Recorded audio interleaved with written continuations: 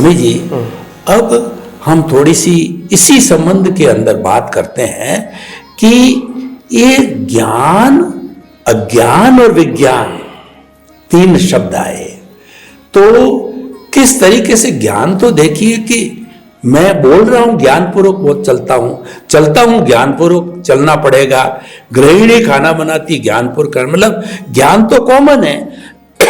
ज्ञान के बिना तो कोई कार्य हो ही नहीं सकता, न तो रीजन का हो सकता है, न कोई हमारा व्यवहार जगत का हो सकता है। तो इस दृष्टि से ज्ञान तो कॉमन नजर आ रहा है, पर वो ज्ञान कब अज्ञान बनता है और वो ज्ञान कब विज्ञान बनता है, इसको थोड़ा सा मैं अच्छी तरह से समझना है। तो कृपया वो अज्ञान, ज्ञान और विज्ञान, इन तीनों पर थोड़ा सा खुलासा कीजिए। यस देखो, अज्ञान, ज्ञान और विज्ञान, ये तीनों की परिभाषा अलग है। नॉर्मली तो हम तीनों को एक दूसरे के साथ संजोगों के अधीन जोड़ देते हैं, मगर सिद्धांत में तीनों का मीनिंग अलग है।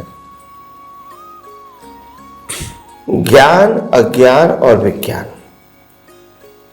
अज्ञान किसको कहेंगे, ज्ञान किसको कहेंगे, पहले बताऊंगा, फिर विज्ञान किसको कहेंगे बताऊंगा।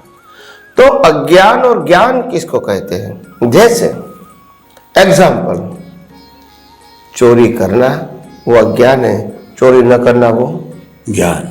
हिंसा करना वो अज्ञान है, हिंसा न करना वो ज्ञान। आप समझे न? तो दान न देना वो अज्ञान है और दान देना वो ज्ञान है। पूजा पाठ करना वो ज्ञान है, न करना वो, भगवान को मानना वो ज्ञान है, न मानना वो अज्ञान है। तो यहाँ ज्ञान अज्ञान शब्द जो बताया गया है, ये दोनों रिलेटिव सत्य है, ज्ञान भी और अज्ञान भी। क्योंकि ज्ञान अज्ञान दोनों मन वचन काया की क्रियाओं का टाइटल है। तो वो आध्यात्मिक नहीं है, मगर वो पाप पुण्य और प्रायश्चित से जुड़ा हुआ है। तो रिलेटिव सत्य को मानना, डेफिनेशन देता हूं, रिलेटिव सत्य को मानना वो ज्ञान है और रिलेटिव सत्य को न मानना वो अज्ञान है। तो कोई भी शुभ क्रिया को न मानना वो अज्ञान और शुभ क्रिया को मानना वो ज्ञान। रात्रि भोजन नहीं करना चाहिए वो ज्ञान है, और करना चाहिए तो अज्ञान है। बट ये ज्ञान अज्ञान प्रकृति के साथ जुड़ा है, रिलेटिव सत्य है, वो सनातन सत्य नहीं है। तो वो पाप पुण्य का और प्रायश्चित का कारण बन सकता है, मुक्ति का कारण नहीं बन सकता है। तो फिर विज्ञान क्या है? विज्ञान मतलब सनातन सत्य। सनातन का मतलब कुदरत का कानून। कुदरत का कानून का मतलब जीव मात्र को लागू होता है, वो माने या न माने, समझे या न समझे। तो ये कुदरत के कानून से मुक्ति संभव है, क्योंकि कुदरत का कानून मानना मतलब दुनिया का सनातन मानना, जिसने दुनिया बनाई है चलाई है, इसको मानना। अगर उसको मानेंगे तो फिर अज्ञान कैसे रहेगा, फिर राग द्वेष कैसे होगा, फिर कर्ता भाव, मालिक की भाव, भोक्ता भाव, देहाध्यास कैसे होगा? नहीं होगा। तो इंपॉर्टेंट बात यह है कि पूरा जो विज्ञान है, वो विज्ञान का मतलब होता है यूनिवर्सल ट्रूथ साइंस, और ज्ञान अज्ञान का मतलब होता है रिलेटिव ट्रूथ व्यू पॉइंट। ये दोनों सब्जेक्ट अलग हैं, दोनों में से एक भी गलत है ऐसा नहीं कहता हूं। मोक्ष में जाने के लिए सनातन सत्य की जरूरत है, और संसार में बदलाव लाने के लिए या तो संसार में पुण्य प्राप्त करने के लिए सत्य की जरूरत है, ज्ञान की जरूरत है। तो बात यह है, तीसरी और इंपॉर्टेंट बात यह कि पहले आप ज्ञान अज्ञान विज्ञान को समझने की कोशिश करो, क्योंकि आज तक हमने जो ज्ञान शब्द का प्रयोग किया वो रिलेटिव सत्य था, ऐसे नहीं माना था। ज्ञान का मतलब सनातन सत्य, अज्ञान का मतलब व्यवहार सत्य, ऐसा हमारे दिमाग में पहले था। मतलब अज्ञान मतलब गलत, ज्ञान मतलब सही, ऐसा ही दिमाग में था।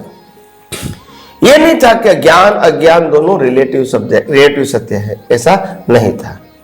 तो रिलेटिव सत्य में ज्ञान अज्ञान का सब्जेक्ट क्यों है?